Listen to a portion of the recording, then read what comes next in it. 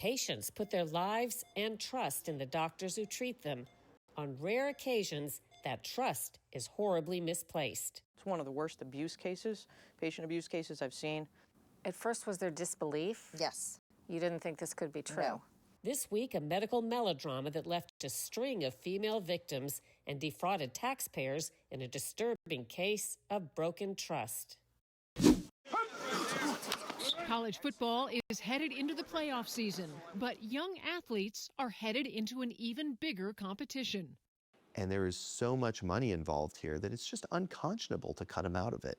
This week, a look at how money for athletes as early as high school is changing the game in college sports. Drug warnings come with all the medications we take, but there are concerns that those warnings don't take long-term impacts into consideration. Our exposure to different environments can alter our epigenetics. Something that might not go wrong in your body normally could be triggered by a medicine or a treatment, and Exactly. like the sexual dysfunction. Exactly. We examine the wide-ranging effect of medicine on our very genetic structure and our health.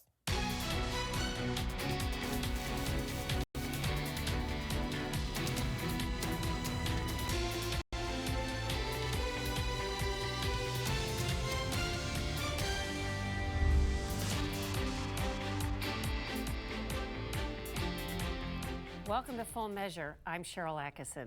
Today we track what has to be one of the most alarming and egregious cases of a doctor putting profits over patients. It's the shocking case of a Virginia OB-GYN who charmed his way into families' lives only to betray them for money, performing needless surgeries that scarred women forever, often at taxpayer expense. The broken trust raises an important question: how such a doctor managed to thrive in the U.S. medical system for so many decades, despite the red flags. For over 3 decades, Shannon Lilly and her family placed their trust in Dr. Havaid Perwaiz, a respected obstetrician gynecologist in Virginia. Started in 1983 with my mother because he delivered both of my sisters. She says Dr. Perwaiz was like family, charming her on frequent visits. She became his patient at age 18. His demeanor is so soft and so soothing and so believable and just very Dr. Zhivago, almost. Like, that is how our family has kind of, coined him, because he's very suave and handsome, and like he always would say, "Oh, Shannon, you look just like your mother. You're so beautiful." Like, he just had a way of just soothsaying women. Only later would Lilly learn that beneath Dr. Perwaiz's suave appearance was a greed-driven criminal who shattered the trust of hundreds of women, leaving some with irreversible injuries. Over a decade, Perwaiz allegedly subjected Lilly to a dozen uterine procedures like scopings, polyp removals, and DNCs to remove tissue. She says she drew the line at a hysterectomy he pushed for, canceling it the day before.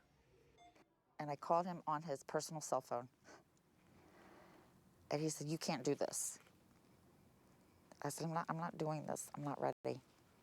I can't put my body through this right now. It's not a good time. And he became, for the first time, an emotion that I had never seen in him before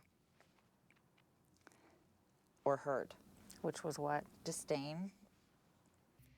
Over the years, Lilly faced complicated pregnancies, severe scarring, and warnings from other doctors about potential birth defects or infertility, issues she now attributes to Perwaiz's interventions.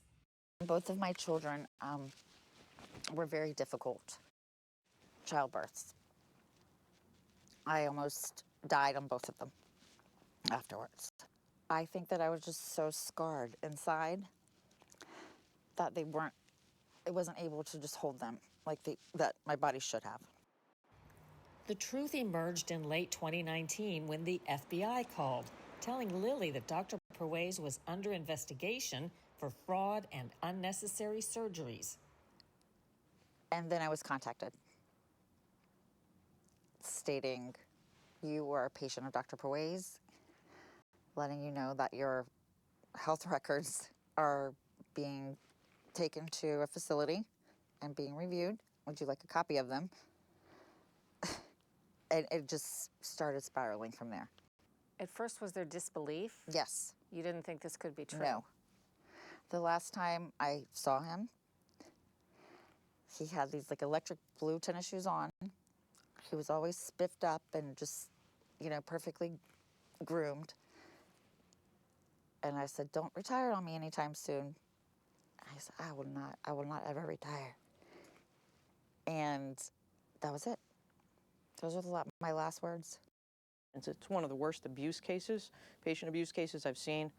Maureen Dixon, a special agent with the Health and Human Services Inspector General, helped lead the probe. He really was kind of an institution in that area. And unfortunately, what he did was take advantage of that trust and violate his sacred oath. And he essentially hurt people for money. He committed healthcare fraud, but worse than that is he actually was hurting his patients. She says the investigation was sparked by an anonymous nurse's tip in 2018 about unnecessary surgeries on Medicaid patients. Investigators revealed numerous schemes, including early baby deliveries scheduled for Dr. Perwase's convenience and cash. He did it so many times. The nurses actually had a term for it. It was called a Perwase special. And that unfortunately meant there was an infant who was delivered before 39 weeks who was having some kind of medical situation that required them to either go to the NICU, fluid in their lungs, things of that nature. Delivered unnecessarily before. Correct. What are some of the other overarching themes?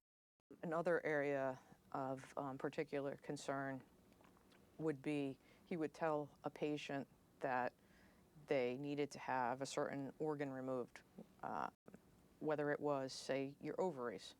However, when they'd wake up from the surgery, they had a hysterectomy instead.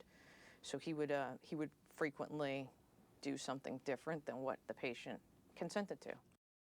Alleged victims included a 33-year-old who consented to cyst removal but woke up to find her ovaries gone. Another patient says she agreed to ovary removal but got a full hysterectomy. Others reportedly suffered bowel punctures, nerve damage, and a child with cerebral palsy after a premature C-section.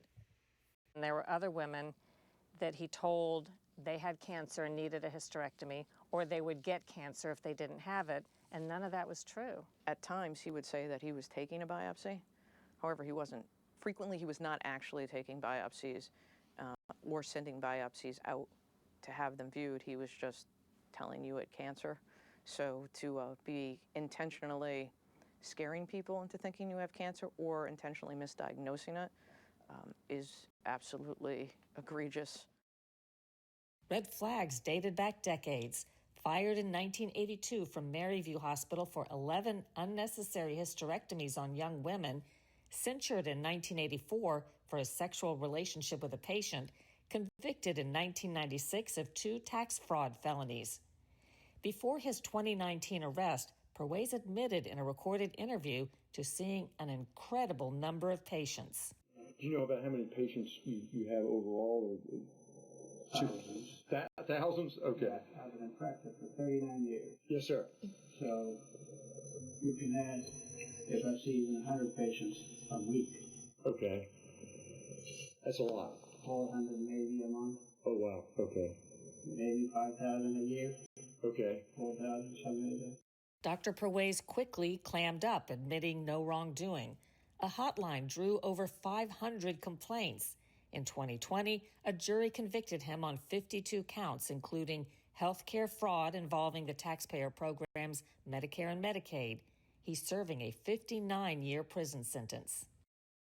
Were you able to quantify how much he defrauded the government or insurance programs? We ended up with a restitution amount of about $20 million. So that is what we estimate the loss was here that we could prove as well. This, like I said before, was an extremely egregious case, and while recovering $20 million of taxpayer funds is important, it really pales in comparison to stopping what he was doing to all these patients and women who maybe never will be able to have children because of his actions.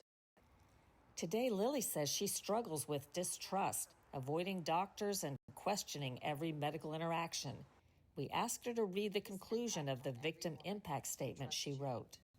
You have had a tremendous impact on every woman who trusts you.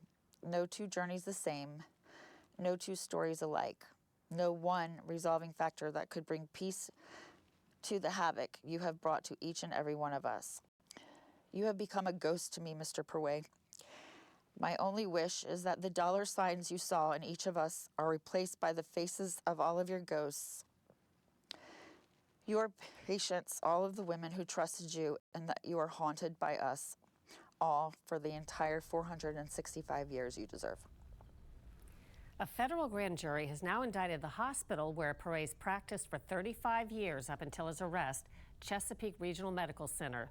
The charges are healthcare fraud and conspiracy to defraud the government, since hospital officials allegedly knew about the accusations of unnecessary surgeries and felony convictions.